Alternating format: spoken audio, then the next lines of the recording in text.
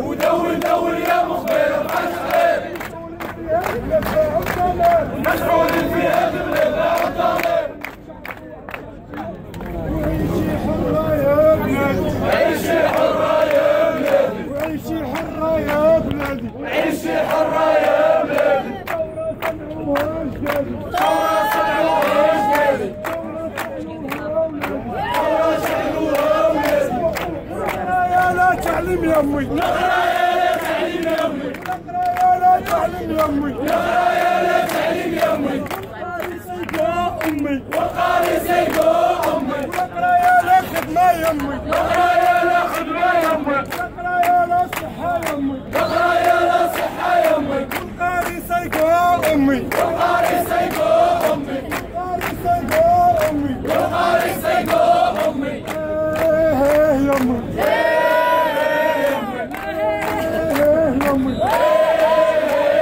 وهبت ريح الحرية وهبت ريح الحرية وهبت ريح الحرية وهبت ريح الكرامة وهبت ريح الكرامة قولوا بالرشوة قلت لكم قولوا بالرشوة كل شيء غادي بالرشوة كل شيء غادي بالرشوة بالرشوة بالرشوة بالرشوة بالرشوة بالرشوة بالرشوة بالرشوة بالرشوة بالرشوة بالرشوة بالرشوة بالرشوة بالرشوة بالرشوة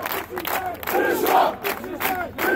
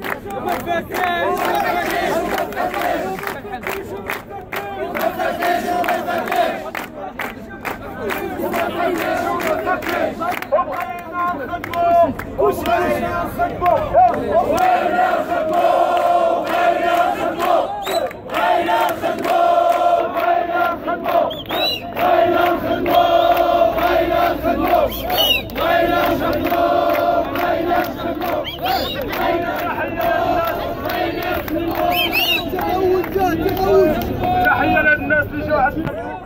جديدة جات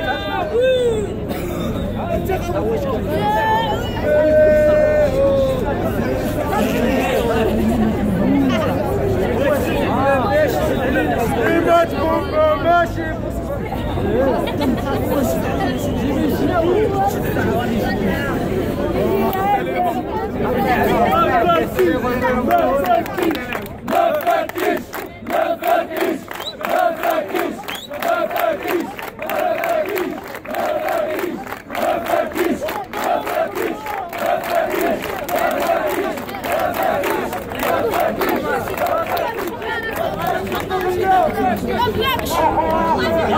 نتابع في هذه اللحظات حراك مدينة خريبكا الذي خرج معبرا عن رفضه التام لزيارة المسؤول الأول على المكتب شريف فوسفات السيد مصطفى التراب، الذي جاء إلى خريبكا ليعد بتوظيف ناس آخرين أو مواطنين آخرين من مدن أخرى وأفارقة من دول أخرى، في حين يتم تهميش مواطنين مدينة خريبكا من حقهم في التوظيف في المجمع الفوسفاتي بمدينة خريبكا. وها هي جماهير الشباب الخريبكي تحج إلى ساحة مجاهدين لتعبر عن رفضها التام والقاطع لسياسة المجمع الفوسفاتي الذي يحاول جاهدا أن يهمش سكان مدينة خريبكا وشباب المنطقة ويبعدهم عن حقهم في التوظيف المشروع. وها هم كما تشاهدون جماهير مدينة خريبكا تشارك في هذه الوقفة الاحتجاجية الضخمة نوعا ما والمعبرة بصوت الصخب، صوت الغضب وصوت الاحتجاج ضد زيارة المسؤول الأول للمجمع الفوسفاتي مصطفى التراب، الذي قدم ليستهزئ بسكان مدينة خريبكا ويقوم بتوظيف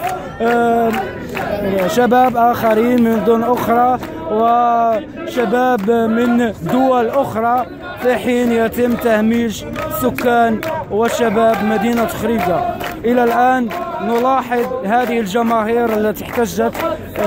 حجت إلى هذا الميدان، ميدان احتجاج مدينة خريبكا، لتعبر عن رفضها التام لسياسة المجمع الفوسفاتي لمدينة خريبكا وسياسة المسؤول الأول السيد مصطفى التراب، الذي قام ويقوم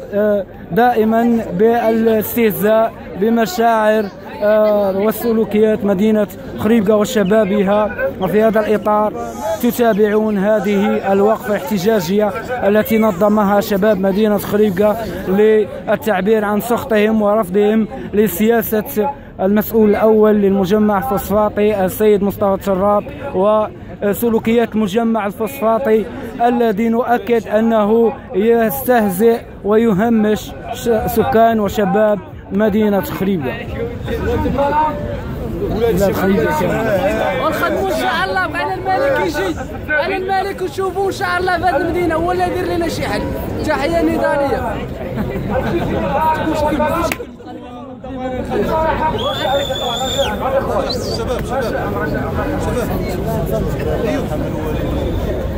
الخزي والعافية والسلام التي قال لا تحقنها الناس المسلمة. الفتنة الحقيقية الإخوان، الفتنة الحقيقية تعريف حقيقي هو الفقر، هو التهميش، هو ملي كيمشي على السبيطار وما كتلقاش فيتو برا،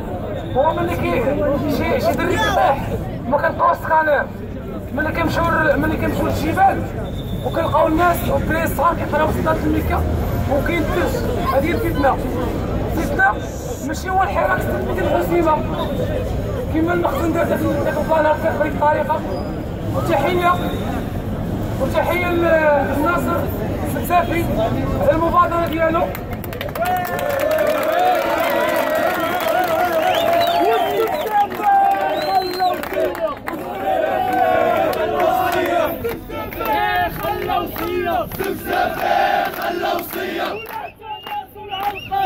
ولا تنازل على القضية،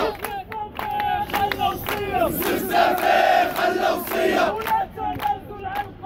ولا تنازل على القضية، سفسافين شاحن شاحن، سفسافين شاحن شاحن،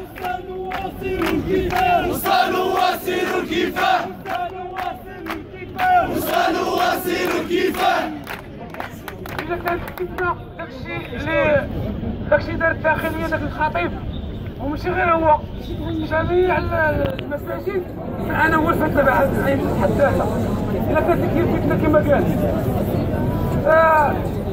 إذا كانوا الريف كما كيقولوا الانفصاليين فأنا الانفصالي تعلم هذا المنبر. إذا كان الريف الانفصاليين حيطالبوا